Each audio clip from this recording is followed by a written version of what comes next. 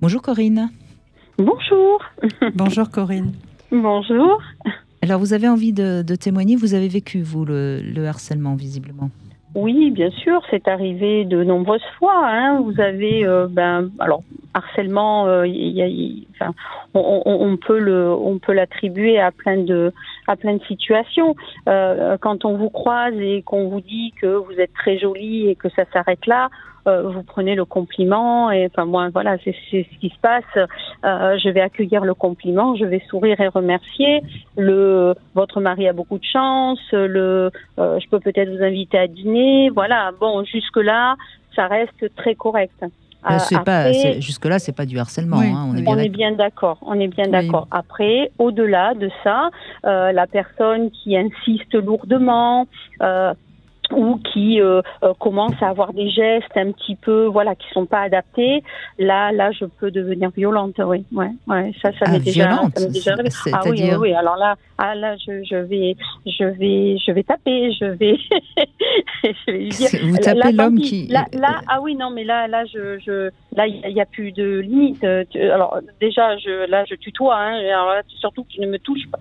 Tu ne me touches pas, voilà, là, je peux devenir agressive, voilà, tout simplement. Ça vous est arrivé souvent, ça ? Non, pas souvent, mais lorsque le monsieur est un peu insistant, je travaille dans le commerce et d'accord. je vends beaucoup de choses, et donc le client va être intéressé par un produit que je vais lui détailler, bon, vous êtes jolie, votre mari a beaucoup de chance, voilà, tout ça, vous l'entendez presque quotidiennement. Après, le monsieur qui insiste lourdement ou qui va commencer à approcher la main ou à vous frôler la taille, non, il faut pas. Les pattes. Voilà, c'est ça, voilà. Donc là, il faut intervenir et ne pas laisser, j'ai l'impression, voilà, c'est comme un viol en fait. Hein? En tout cas, c'est dès le début, en effet, qu'il faut poser ses limites. Vous avez commencé à travailler à quel âge dans le commerce, Corinne ? Alors, je devais avoir, ça a été après mon divorce, donc 35 ans. Donc, vous étiez déjà armée ou bien vous avez appris au fil du temps ? Non, je me suis armée au fil du temps.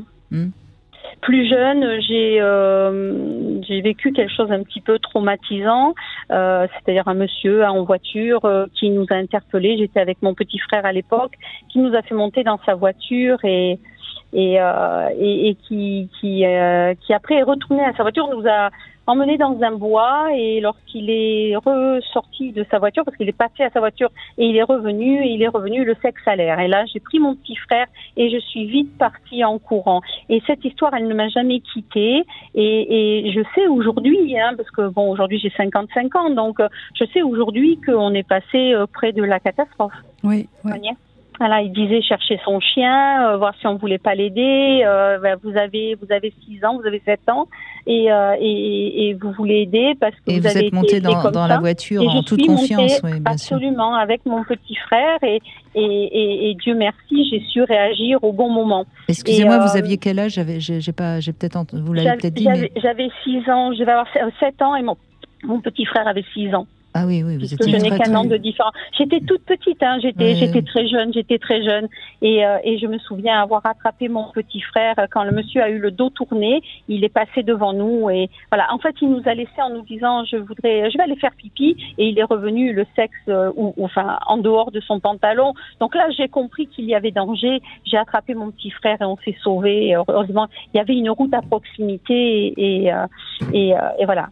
Donc et on peut comprendre de fait que quand un homme vous touche sans raison, vous ayez cette réaction si violente, épidermique. Absolument, absolument. La protection, je verrouille, Oui, tout, vos antennes ont été très jeunes mises en place. Vous avez pu, ce que vous nous avez raconté ça quand vous aviez 7 ans, vous avez pu en parler à vos parents, ou vous avez gardé ça pour vous je n'en ai jamais parlé. Non, j'en ai jamais parlé. Et mon petit frère s'en souvient, puisque nous, on a eu l'occasion. Tous les deux, on a eu l'occasion d'en parler beaucoup plus tard, hein. Peut-être, 30 ans peut-être après. Et voilà, mais sans trop mettre de mots sur la situation, en fait. Oui, et oui. Voilà, donc on savait que on avait échappé à quelque chose de dramatique. Et ce monsieur, je l'ai revu 3 ans plus tard. J'étais en voiture avec mes parents et j'ai vu la voiture de ce monsieur et j'ai reconnu ce monsieur et visiblement il habitait dans le secteur. Et vous n'avez pas pu en parler à vos parents? Non, j'en ai jamais parlé. Parce que mes parents nous avaient armés contre ça, nous avaient expliqué qu'il fallait pas monter avec des inconnus. Vous vous sentiez coupable? Oui, ouais, c'est ça. Vous aviez peur de vous faire gronder, j'avais été crédule, c'est ça, c'est ça. Je savais qu'il fallait pas le faire et je l'avais fait parce que je voulais aider ce monsieur à retrouver son chien. Et là, c'est à cause de votre amour pour les chiens, tout ça. Les animaux, oui. Voilà. Et après, j'ai su accueillir les compliments. Mais il fallait pas aller au-delà. Ne pas me toucher. Je me souviens d'une soirée en boîte de nuit où le jeune homme était, je devais avoir 40 ans, donc je vous parle de ça il y a 15 ou 17 ans, et un jeune homme qui nous draguait grandement j'étais avec des amis, et puis il commençait à me toucher, me prendre. Ah non, je dis surtout tu me touches pas, et puis on va sûrement pas aller, tu vas pas me baiser à l'arrière de ta voiture, donc surtout tu arrêtes, tu frettes. Voilà. Et puis après, j'ai fréquenté le milieu libertin et là, il y avait ce respect. Il y avait le respect de l'autre. On ne vous touche pas si vous ne voulez pas qu'on vous touche. Oui, c'est vrai. C'est vrai que dans le milieu libertin, un homme va avoir un geste. Si tout de suite on repousse sa main, il n'insistera jamais. Oui. Enfin, voilà. Et puis même à l'accueil, vous voyez, dans les différents clubs, on vous le dit, si vous êtes importuneux, surtout, n'hésitez pas, vous venez nous voir. Voilà. Et Dieu merci, je n'ai jamais eu besoin de dénoncer qui que ce soit. Mais d'ailleurs, il y a des femmes qui vont exprès dans les clubs libertins, non pas pour faire l'amour, mais tout simplement parce qu'elles ont envie de s'habiller très sexy et qu'elles savent qu'elles seront respectées, alors que dans une boîte de nuit traditionnelle, enfin, elles sont fermées maintenant en ce moment, mais... Brigitte, c'est exactement ça. Ouais, je sais.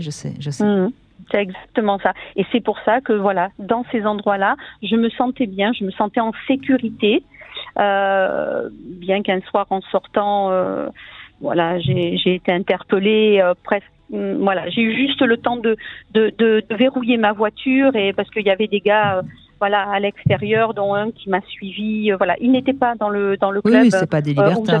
Absolument pas. Et là, pareil, je me suis dit, waouh, j'ai eu beaucoup de chance, j'ai pu me verrouiller et partir.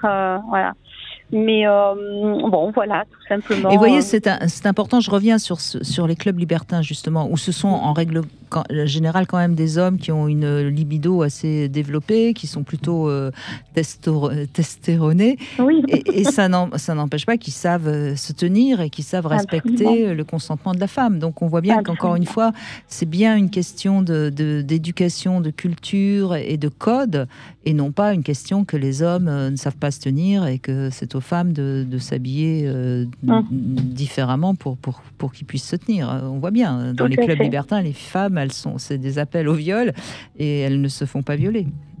Et voyez, j'avais témoigné justement sur votre antenne et mon ex-mari avait entendu l'émission et à la fin de l'émission, il est arrivé chez moi et il était livide. Et il me dit, tu es passée à l'émission de Brigitte Lahaie? Je dis oui. Il me dit, c'est pas possible, Corinne. Il me dit, tu peux pas servir de morceaux de viande dans ce genre d'endroit. J'ai dit, écoute, Christian, je vais t'y emmener et tu vas voir à quel point il y a du respect. Et il a beaucoup aimé. Et vous n'étiez plus ensemble, donc quand... Nous étions divorcés. Oui, d'accord. Et grâce à moi, vous l'avez emmené dans un club libertin. Bah, dites donc. Absolument. Et aujourd'hui, nous sommes paxés. Nous revivons ensemble. Tout ça grâce à moi, mais je suis une très bonne fée. Je suis ravie. C'est drôle quand même. Ah oui, c'est une belle anecdote. Il déversait toute sa colère. Il me dit, mais c'est pas possible, Corinne, tu vaux mieux que ça.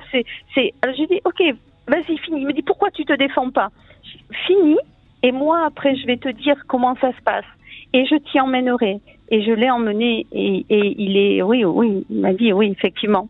Voilà. Quand on veut vous toucher, on vous dit, vous êtes jolie. Est-ce que je peux, voilà.